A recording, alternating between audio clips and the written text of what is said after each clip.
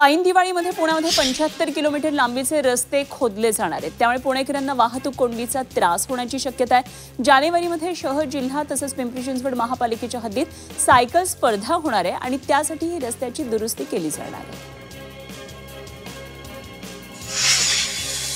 पुण्यामध्ये काही प्रमुख चौकांमधील वाहतूक नियंत्रक दिवा यंत्रणेतल्या वेळेबाबतचे आकडे हे तांत्रिक बिघाडामुळे बंद आहेत। त्यामुळे बहुतेक वाहन चालकांना 60 ते 90 सेकंदाहून अधिक काळ आपली वाहनं सुरूच ठेवून थांबावं लागते। परिणामी इंधनाचा अपव्यय आणि हवा प्रदूषणाची समस्या वाढत चालली आहे। पुण्यातल्या बावधनमध्ये दूषित पाण्यामुळे जुलाब, उलट्यांचा त्रास होतोय। 3 दिवसांमध्ये 43 रुग्णांची नोंद झाली आहे। शहरामध्ये सर्वत्र पाणी उकळून पिण्याचं आवाहन करण्यात येत आहे। काही दिवसांपासून गढूळ पाणी पुरवठा होत असल्याची तक्रार नागरिकांकडून केली जात होती। तपासणीसाठी पाणी नमुन्यांचं संकलन करण्यात आलं आहे।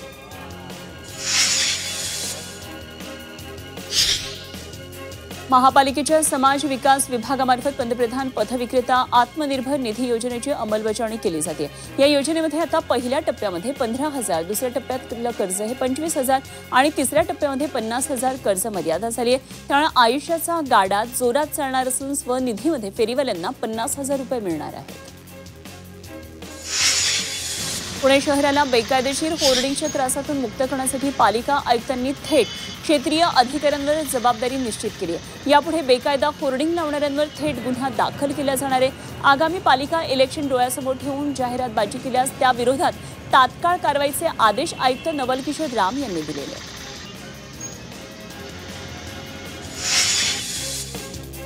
आगामी स्थानिक स्वराज्य संस्थांच्या निवडणुकीसाठी आता काँग्रेसनं कंबर कसली आहे। काँग्रेसचे प्रदेशाध्यक्ष हर्षवर्धन सपकाळ उद्या नाशिक दौऱ्यावर आहेत। त्यांच्या उपस्थितीमध्ये उद्या सकाळी 10 वाजता नाशिक रोडच्या उत्सव मंगल कार्यालयामध्ये उत्तर महाराष्ट्रातले पदाधिकारी, कार्यकर्ते यांची बैठक होणार आहे। यावेळी ज्येष्ठ नेते बाळासाहेब थोरात, विजय वडेट्टीवारही मार्गदर्शन करणार आहेत। नाशिक शहर परिसरात ऑक्टोबरच्या पहिल्या आठवड्यामध्ये गेल्या वर्षीच्या तुलनेत डेंग्यूचे दुप्पट रुग्ण आढळले आणि गेल्या वर्षी 10 तर यावर्षी 22 रुग्ण आढळले। पाणी साचलेल्या ठिकाणाच्या 102 नागरिकांना महापालिकेच्या वैद्यकीय विभागानं नोटिसा पाठवल्या। डेंग्यूवर प्रतिबंध घालण्यासाठी मनपाच्या मलेरिया विभागाकडून उपाययोजना सुरू आहेत।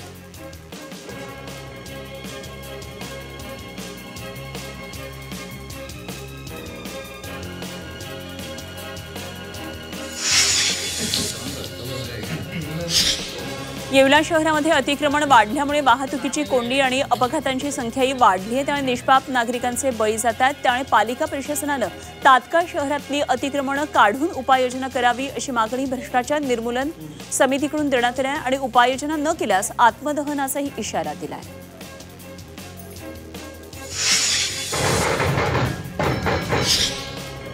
नाशिकच्या मनमाड शहरामध्ये वाल्मिकी भगवान यांची जयंती उत्साहात साजरी करण्यात आली आणि या जयंतीनिमित्तानं विविध कार्यक्रमांचं आयोजन करण्यात आलं होतं। ढोल ताशाच्या गजरामध्ये अश्वरथातून महर्षी वाल्मिकी भगवान यांच्या प्रतिमेची मिरवणूक काढण्यात आली।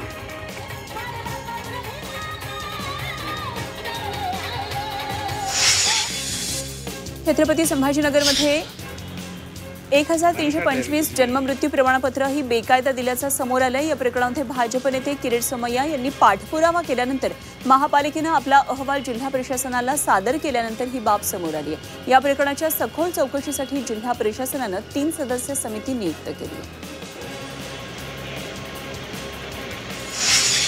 संभाजीनगर महापालिकेतील कंत्राटी कामगारांना मागच्या 3 महिन्यांपासून पगार मिळालेले नाही। कंत्राटी कंपनीने कर्मचाऱ्यांचं वेतन रोखून धरलं आणि त्यामुळे संतप्त कर्मचाऱ्यांनी नारळी बाग इथल्या महाराणा एजन्सीच्या कार्यालयात धडक दिली। त्यावेळी एका कामगाराच्या पत्नीनं पेट्रोल अंगावर ओतून आत्मदहनाचा प्रयत्न केला।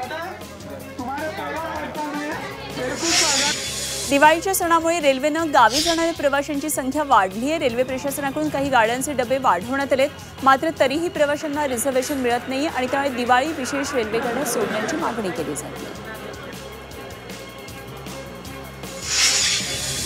महापालिकेनं विकास योजनेतल्या रस्त्यांवर रुंदीकरणासाठी टप्प्याटप्प्यानं कारवाई सुरू केली आहे। त्यानुसार औरंगपुरा भागातल्या महात्मा फुले चौक ते जुन्या मोंढ्यातल्या हारी मशीद दरम्यानच्या 60 फूट रुंदीच्या रस्त्यावर टोटल स्टेशनद्वारे मोजणी करून मार्किंग पूर्ण करण्यात आले। या मोहिमेमुळे 125 मालमत्ता बाधित होणार असल्याचं प्राथमिक अंदाजातून स्पष्ट झालंय।